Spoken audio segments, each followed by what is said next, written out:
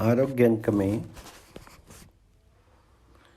वेदों में आयुर्वेद का तत्व अनुसंधान आवश्यक। आयुर्वेद जनहितकारी प्रत्यक्ष भारतीय शास्त्र है। भारतीय वाङ्मय के वर्गीकरण के अनुसार आयुर्वेद की गणना उपवेदों में है। वेदों के मंत्र और उनसे प्रतिपादित यज्ञ याग आदि क्रियाओं की विधि अलौकिक है, इसलिए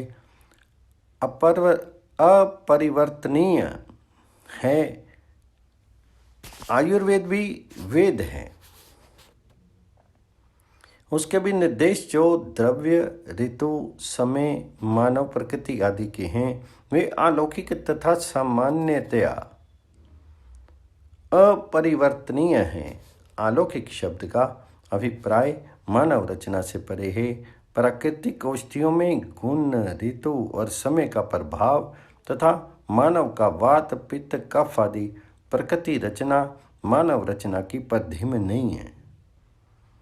मानव रचना से बहिर्भूत होने पर भी इसमें आयुर्वेद चिकित्सा शास्त्र द्वारा निर्दिष्ट साधनों, उपायों, विधियों से परिवर्तन संभव नहीं, बहुत अंशों तक निश्चित कर सकता है।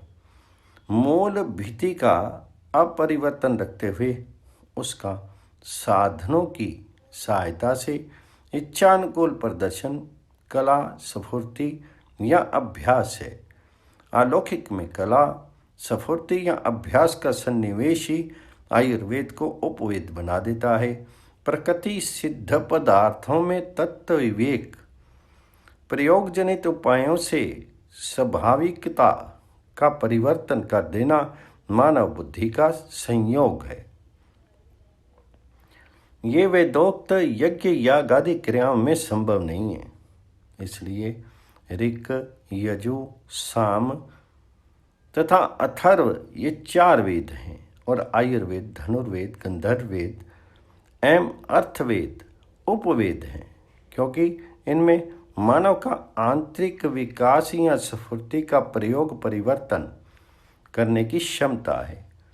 फिर भी ये मानना ही पड़ेगा कि पदार्थों में प्रकृति या सहज शक्ति मानव रचना से असंबद्ध है। इस अंश के कारण ही इस चिकित्सा शास्त्र में वेद शब्द को प्राचीनों ने अपनाया है।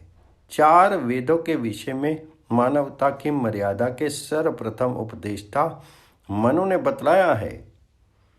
पितृगण, देवता तथा मनुष्यों की शाश्वत दृष्टि, सनातन नेत्र वेद ही हैं।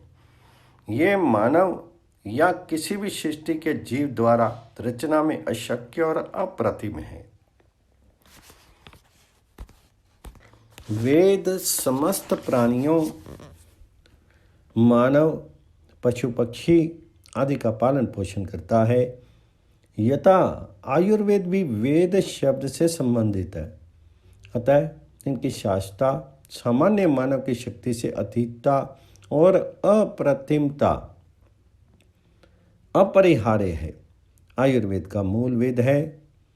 वेदों में निरोग रहने की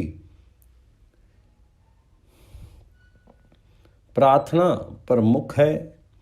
प्रार्थना या यज्ञ क्रिया के संबंध से रोग एवं उनके निराकरण के उपायों का भी वेदों में संकेत है। इन संकेतों को कतिपय दिव्य दृष्टि महर्षियों ने स्पष्ट समझ करके रोग निर्वृत्ति के विचार बताए हैं। अथर्ववेद में रोग एवं उनके निवारण के उपाय अधिक स्पष्ट हैं। इसलिए अथर्ववेद श्रोत्र सूत्र और ग्रह सूत्र के उपदेशक तत्वज्ञ ऋषियों ने अपने सूत्र ग्रंथों में स्पष्ट प्रयोग लिखे हैं। वैदिक ग्रंथों के संकेत ही मनीषी आचार्यों के अनुभव से विकसित होकर के आयुर्वेद शास्त्र रूप में परिणित है। आज भी आयुर्वेद जागृत है। आयुर्वेदीय ग्रंथों के आदेश प्रयोग सफल हैं। आवश्यकता है ग्राहक दृष्टि की। ये दृष्टि सहज तथा उपेय और विधेय तीन प्रकार से विभक्त की जा सकती है। सहज दृष्टि पूर्व जन्म के संस्कार, गुरु सेवा, देव आराधन तथा महापुरुषों के आशीर्वाद से ही प्रकट होती है। इसमें कार्य कारण भाव की कल्पना अकिंचितकार है। उपेय दृष्टि शास्त्र अभ्यास, सत्संग एवं अनुभव से प्राप्य है। विधेय दृष्टि से अनुसंधान साध्य है। इस दृष्टि से यदि अभिप्राय ये है कि जिन वैदिक या आयुर्वेदिक ग्रंथों में प्रतिपादित विधानों का प्रयोग अज्ञात है, उनमें आत्म विवेक का सन्निवेश करते हुए कमी बेशी के फल के द्वारा प्रयोग शैली निश्चित करना विधेय दृष्टि अनुसंधान मूलक है। वेद के मूल मंत्रों, ब्राह्मणों, सूत्र ग्रंथों में जो निर्देश हैं वे अज्ञात एवं अव्यवहत हैं। उनके सांप्रदायिक ज्ञाता छिपे हुए या दुर्लभ हैं। आज ये आवश्यकता है कि उपलब्ध एवं कृच्छोपलब्ध वैदिक ग्रंथों को समझने के लिए विचारक्षम सांप्रदायिक अध्येताओं को ढूंढ करके उनके सहयोग से विधेय दृष्टि के उन्मेष के लिए भी यथोचित प्रयास किया जाए, जिससे आयुर्वेद का विदत्व स्पष्टता परिस्फुट विलुप्त परंपरा का पुनर्जीवन हो सके और उत्तम आरोग्य प्राप्ति के लुप्त पद्धतियों का प्रकाश हो सके। आरोग्य में जीवेम शरद शतम, मनुष्य की आकांक्षा वार्धक्य से दूर रह करके दीर्घायु प्राप्त करने की आदिकाल से बल होती रही है। शतायु बनने की कामना वेदों में इस प्रकार से रूपित की गई है। पश्येम शरद शतम जीवेम शरद शतम, शृणुयाम शरद शतम प्रब्रवाम शरद शतम दीना, श्याम शरद शतम भियश्च शरद शतात। अर्थात हम 100 वर्षों तक देखें, 100 वर्षों तक जिएं, 100 वर्षों तक सुने, 100 वर्षों तक हमारी वाक शक्ति बनी रहे, 100 वर्षों तक हम स्वावलंबी बने रहें, अर्थात किसी के आश्रित ना होकर के जीवित रहें। भारतीय दर्शन में जीवन के 4 पुरुषार्थ धर्म, अर्थ, काम तथा मोक्ष की प्राप्ति के लिए मनुष्य का स्वस्थ एवं दीर्घायु होना आवश्यक माना गया है। इसी कारण चरक संहिता का प्रारंभ भी दीर्घ जीवितीय नामक अध्याय से किया गया है। आचार्य सुश्रुत ने 70 वर्ष के बाद की अवस्था को वृद्धावस्था माना। उनका कहना है कि 70 वर्ष की उम्र के उपरांत मानव के धातु, इंद्रिय बल तथा प्राकर्म तेज दिन प्रतिदिन क्षीण होने लगते हैं। मुख पर झुर्रियों के आने, सिर के बालों के पकने, श्वास कास आदि रोग और शारीरिक क्रियाओं में असमर्थता होने से बुढ़ापा परिलक्षित होने लगता है। यद्यपि भूख, प्यास, मृत्यु और नींद की तरह जरा स्वाभाविक विकार है, पर समय से पहले आने वाला बुढ़ापा शतायु होने में सबसे बड़ा बाधक है।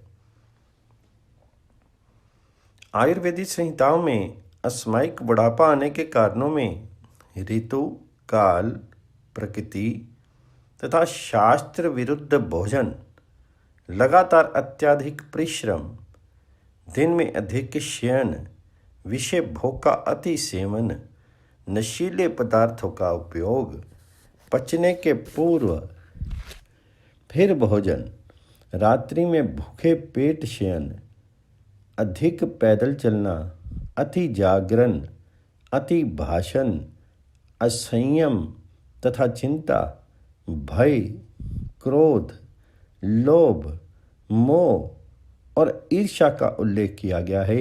इनके अतिरिक्त उक्त रक्तचाप, मधुमेह, कैंसर, हृदय रोग, मोटापा, गठिया, सांस रोग तथा मानसिक विकार बुढ़ापे को शीघ्र लाने के कारण बनते हैं। वृद्धावस्था को रोक करके शतायु होने का वर्णन आर्ष ग्रंथों में स्थान स्थान पर मिलता है। अमृत, सुधा, सोम तथा रसायन ये सभी वैदिक ऋषियों के आविष्कार हैं।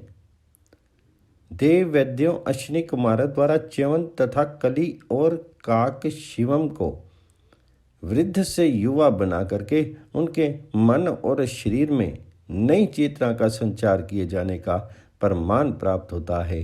दीर्घायु प्राप्त करने के लिए आयुर्वेद के रसायन तंत्र में कुटी, अंतरंग तथा बहिरंग ये 2 पद्धतियाँ बतलाई गई हैं। रसायन का सेवन करने से मनुष्य दीर्घायु, स्मरण शक्ति, मेधा, आरोग्य, तरुणावस्था, कांति, सुंदर वर्ण, उत्तम स्वर, देश सौष्ठव, नम्रता, वाक सिद्धि तथा सौंदर्य आदि गुणों को प्राप्त करता है। रसायन सेवन के पूर्व पंचकर्म द्वारा शरीर का शोधन करना आवश्यक है।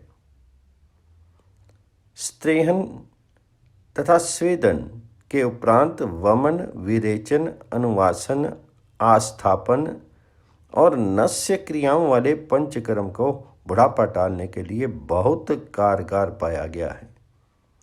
इससे निश्चित आयु की तुलना में जैविक आयु काफ़ी कम हो जाती है। 50 वर्ष के व्यक्ति को पंचकर्म के अभ्यास से 30 वर्ष के स्वस्थ व्यक्ति की सी शक्ति तथा स्फूर्ति का अनुभव होता है। पंचकर्म से संपूर्ण शरीर का निर्मलीकरण हो जाता है।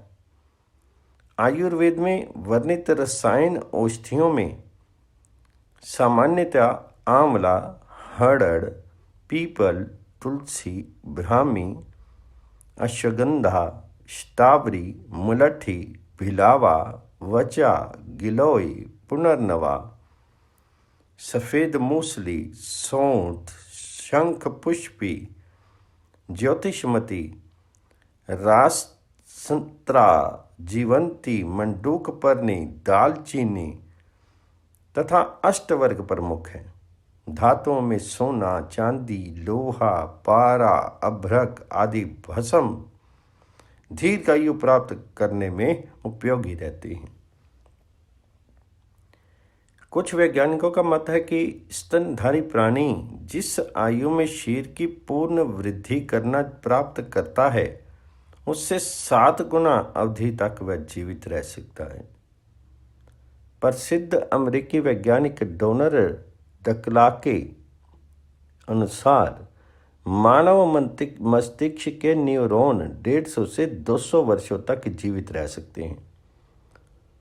मस्तिष्क में 10 अरब से अधिक न्यूरॉन होते हैं। प्रत्येक का अपने विद्युत आवेग होता है।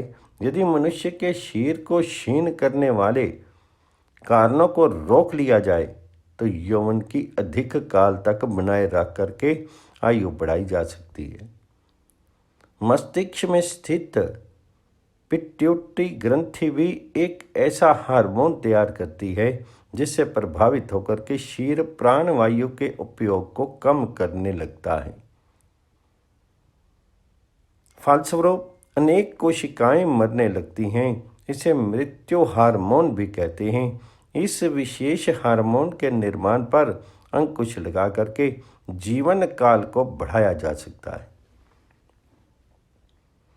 छोटे प्राणियों की हृदय गति बहुत अधिक होने से वे कुछ ही समय तक जीवित रहते हैं, जबकि धीमी गति वाले प्राणियों की आयु ज्यादा होती है। प्रयोगों द्वारा ज्ञात हुआ है कि हृदय की धड़कन संख्या घटा देने पर प्राणी की आयु बढ़ जाती है। इसके लिए प्राणायाम और अन्य यौगिक क्रियाएं सार्थक पाई गई हैं। सदाचार युक्त जीवन का लंबी आयु से बहुत गहरा संबंध है। आयुर्वेद में वर्णित आचार और रसायन सेवन से शरीर तथा मानसिक भावों की शुद्धि होती है। आचार रसायन के अनुसार सत्य बोलने, क्रोध ना करने, मद्यपान और विषय भोग से दूर रहने, प्रिय बोलने, शांत रहने, पवित्रता रखने, हिंसा ना करने, तपस्वी जीवन व्यतीत करने, पूज्यों की सेवा करने वाले तथा धैर्यवान और दानशील व्यक्ति दीर्घायु प्राप्त करते हैं। संतुलित नींद लेने वाला, दया भाव रखने वाला, देश काल के अनुसार दिनचर्या रखने वाला, अहंकार रहित, जितेंद्रिय और धर्मपरायण मनुष्य सदैव बुढ़ापे से दूर रह करके पूर्णायु प्राप्त करता है। 100 वर्ष की आयु प्राप्त करने के लिए आयुर्वेद में इस तरह से इस सूत्र का वर्णन किया गया है। वामशाई द्विभुंजान वन मूत्री द्विपुरीशिका स्वल्प मैथुनकारी चे शतवर्षानी जीवती। अर्थात बाईं करवट सोने वाला, 2 बार 24 घंटे में भोजन करने वाला, दिन रात में 6 बार मूत्र त्याग तथा 2 बार मल त्याग करने वाला और आवश्यक होने पर अल्प मात्रा में विषयों का सेवन करने वाला व्यक्ति 100 वर्ष तक जीवित रहता है, आचार्य चरक के अनुसार। हितकारी आहार विहार करने वाले जितेंद्रिय पुरुष सज्जनों से प्रशंसा प्राप्त करते हुए रोग रहित होकर के 36,000 रात्रि अर्थात दिन तक अर्थात 100 वर्षों तक जीवित रहते हैं। क्षत्रिशतम शस्त्राणि रात्रि नाम हित भोजना। शतायु होने में आहार की प्रमुख भूमिका है। हितकारी सात्विक तथा नियंत्रित आहार दीर्घ जीवन प्रदान करता है। पोषक तत्वों से भरपूर कम परिमाण में भोजन करना गुणकारी है। अमेरिका की नेशनल इंस्टीट्यूट ऑफ एजिंग के अनुसार भोजन में 30 से 70% तक की ली गई भी खाद्य वस्तु उत्तम स्वस्थ और आयु वर्धन में सहायक है। फल आहार कोशिकाओं की धातु पाक क्रिया में वृद्धि करते हुए शरीर को घातक रोगों से बचा करके आयु में बढ़ोतरी करता है। अनेक खोजों के अनुसार बुढ़ापे में विटामिन सी तथा ई का सेवन शरीर में रोग के प्रति रोध की क्षमता उत्पन्न करके दीर्घायु प्रदान करता है। कैलिफोर्निया विश्वविद्यालय के वैज्ञानिक एल वालफोर्ड के अनुसार भोजन पर नियंत्रण रख करके कम कैलोरी का प्रयोग करके हम अधिक समय तक युवा रह सकते हैं। नियत समय पर किया गया भोजन आरोग्यवर्धक तथा सर्वोत्तम माना गया है। युक्ति पूर्वक किया गया भोजन आयुवर्धक तथा अयुक्तिपूर्वक किया गया भोजन आयुनाशक होता है। रोगों से बचकर चिरंजीवी होने के लिए व्यायाम उत्तम साधन है। खुली हवा में किया गया व्यायाम पेशी तथा नाड़ी तंत्र को मजबूत करके तनाव मुक्त करने में सहायक है। विश्व स्वास्थ्य संगठन की रिपोर्ट के अनुसार इस समय व्यायाम और परिश्रम करने वाले जापानियों की औसत आयु विश्व में सर्वाधिक है।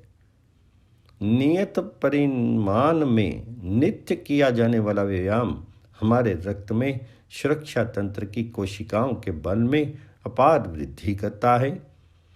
वैज्ञानिकों के अनुसार हमारे खून में कैंसर कोशिकाएं बनती बिगड़ती रहती हैं तथा रोग उत्पत्ति का स्थान तलाश करती हैं। व्यायाम से हमारी सुरक्षा प्रणाली सक्रिय होकर के कैंसर कोशिकाओं पर नियंत्रण कर लेती है। व्यायाम सर्दी गर्मी और प्रतिकूल वातावरण से भी शरीर की रक्षा करता है। आयुर्वेद में मन के प्रतिकूल परिस्थितियों को शीघ्र बुढ़ापा लाने का कारण माना गया है। मानसिक तनाव, उच्च रक्तचाप, हृदय रोग, सिर दर्द, संधिशूल, उदर रोग, अवसाद आदि बहुत सी व्याधियों को जन्म देता है। क्रोध तथा तनाव में एड्रीनल ग्रंथि से एड्रेनलिन के साथ साथ स्रावित होने वाले हार्मोन ग्लूको कार्टिकोइड्स समरण शक्ति को दुर्बल करते हैं और बुढ़ापा आने की प्रक्रिया को तेज कर देते हैं। शाकाहार के सेवन से, सात्विक विचार वाले ग्रंथों के अध्ययन से तथा भगवत चिंतन ध्यान करने से मनुष्य तनाव मुक्त रह सकता है। डॉक्टर वॉलिस के अनुसार भावातीत ध्यान से 8 घंटे में प्राप्त होने वाला विश्राम मात्र 20 मिनट में ही प्राप्त हो जाता है। ये ध्यान हृदय की गति तथा मानसिक तनाव को भी कम करता है। डॉक्टर जोविंग के मत के अनुसार योग साधना से प्लाज्मा कोर्टिसोल तथा प्लाज्मा प्रोलैक्टिन की मात्रा घटाई जा सकती है, जिससे बुढ़ापा दूर रह सकता है। तनाव मुक्त और विनोदपूर्ण जीवन बूढ़ों को भी जवान बनाए रखता है। आचार्य चरक ने आम्लकम वै स्थापना नाम श्रेष्ठम कहकर के यौवन को स्थिर रखने वाले पदार्थों में आंवले को सर्वोत्तम माना है। ये हृदय तथा नाड़ी संस्थान के लिए पौष्टिक फल है। इसमें स्थित भरपूर विटामिन सी दिल के दौरों से शीर की रक्षा करता है। आंवले के नित्य सेवन से धमनियों में कठोरता नहीं आती, फलस्वरूप व्यक्ति की आयु लंबी होती है। आंवले से निर्मित च्यवनप्राश का सेवन करके वृद्ध महर्षि च्यवन युवा बन गए थे। आयुर्वेद के प्राचीन ग्रंथों में दीर्घायु प्रदान करने वाली सैकड़ों वनस्पतियों तथा कल्पों और रसायन विधियों का विस्तृत वर्णन मिलता है। इसके अतिरिक्त शुद्ध वायु, शुद्ध जल, नित्य स्नान, स्वच्छता, उपवास, प्राणायाम और विनम्रता को अपना करके जीवन व्यतीत करने वाला यथार्थवादी व्यक्ति दीर्घजीवी होता है। इतना ही नहीं, उसका अंतःकरण भी निर्मल रहता है और उसका जीवन सत्य साधना में हो जाता है। आरोग्य अंक में आयुर्वेद और मृत्यु विचार।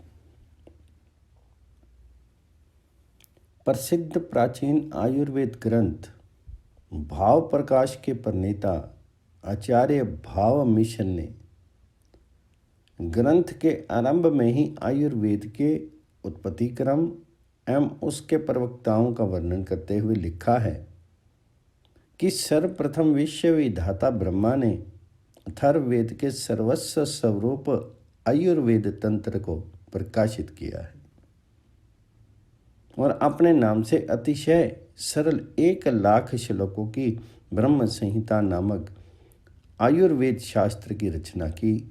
तदनंतर उन्होंने इस आयुर्वेद शास्त्र की शिक्षा दक्ष प्रजापति को दी।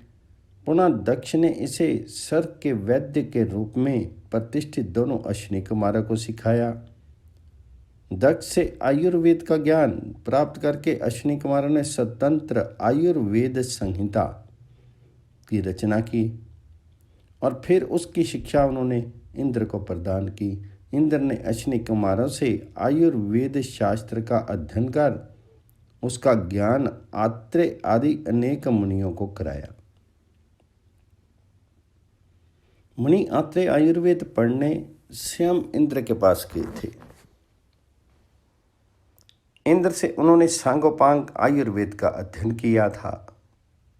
तत्पश्चात उन्होंने आत्रेय संहिता नाम से स्वतंत्र आयुर्वेद ग्रंथ का परिणयन किया। तदनंतर क्रमशः अग्निवेश, भैल, जतुकर्ण, प्राशर, क्षीरपानी और हारित को आयुर्वेद तंत्र की शिक्षा दी। इन मुनियों में अग्निवेश आयुर्वेद तंत्र के प्रथम कर्ता और प्रवक्ता के रूप में प्रतिष्ठित हुए।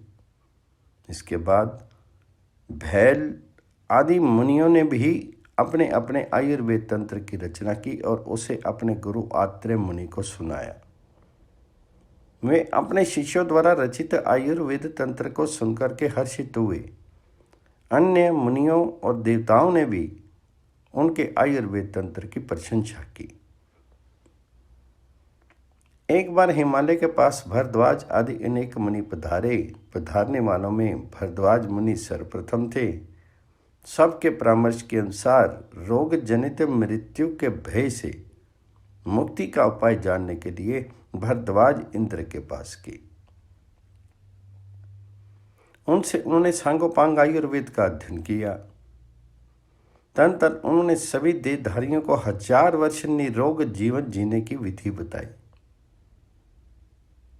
इंद्र के अंशभूत शेष नाम के मुनि पृथ्वीवासियों के कुशल क्षेम की जिज्ञासा और अनामय परीक्षा के निमित्त चर की तरह गुप्त रूप से धरती पर आए।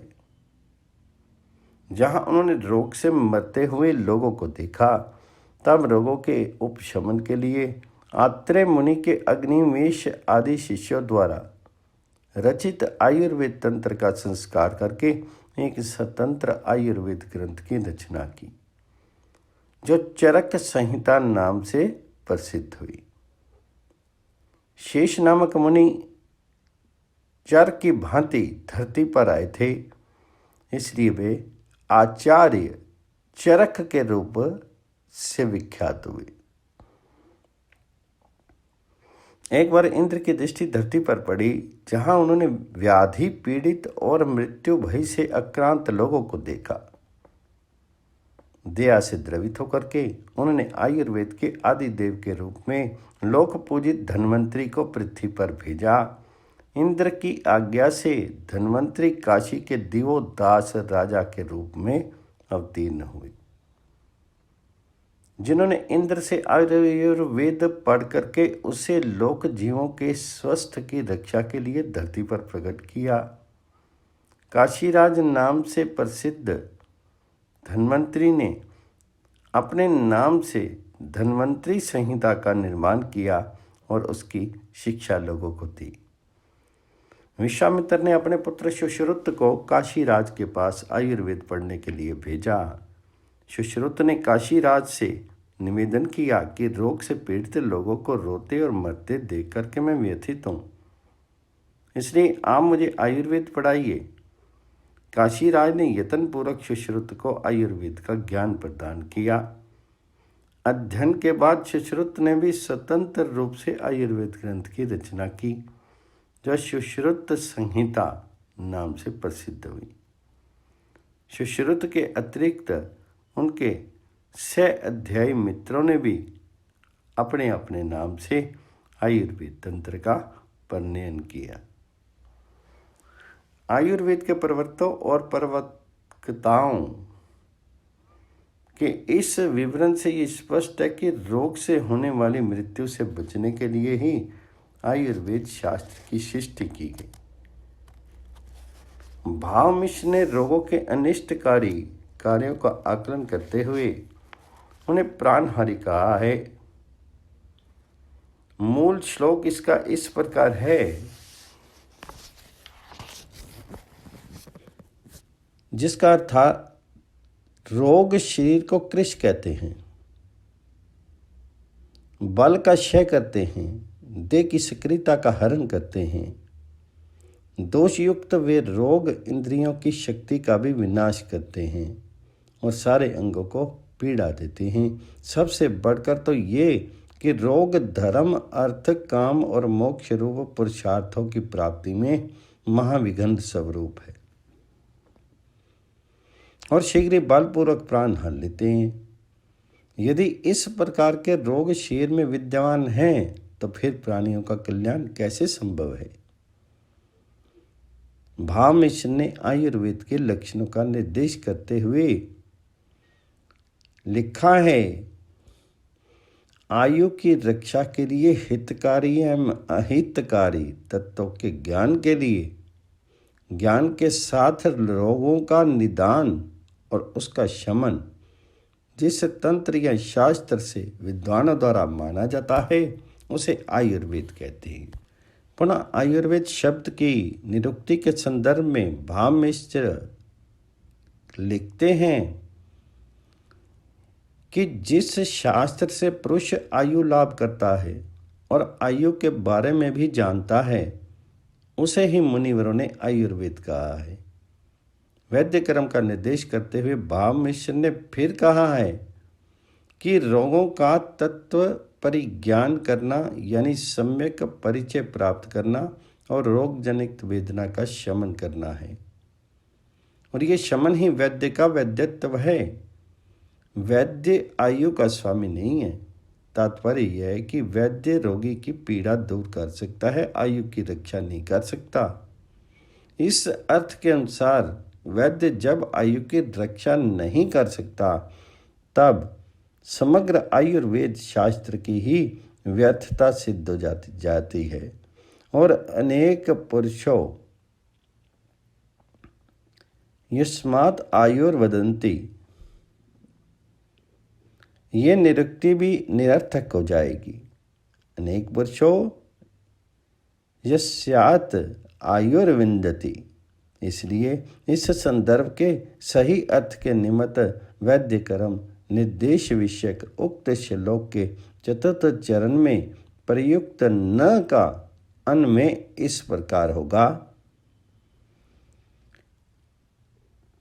ईददे विदस्य विद्यतम न किंतु वेद्य आयुषो अपि प्रभु, अर्थात वैद्य का वैद्यत्व यही नहीं है अपितु वैद्य आयु का भी स्वामी है। इस पर यह प्रश्न उठता है कि यदि वैद्य आयु का स्वामी हो जाएगा तब तो मनुष्य मरेगा ही नहीं, वह अमर हो जाएगा, जबकि मनुष्य की अमरता मृत्यु लोक के नियम के विपरीत है।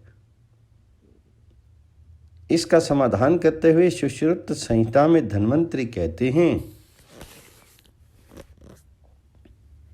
आयुर्वेद के तत्व ज्ञाता पुरुष के कथन के अनुसार मृत्यु की संख्या 101 है। इनमें से एक मृत्यु काल मृत्यु है, शेष 100 मृत्युएं आगंतुक हैं।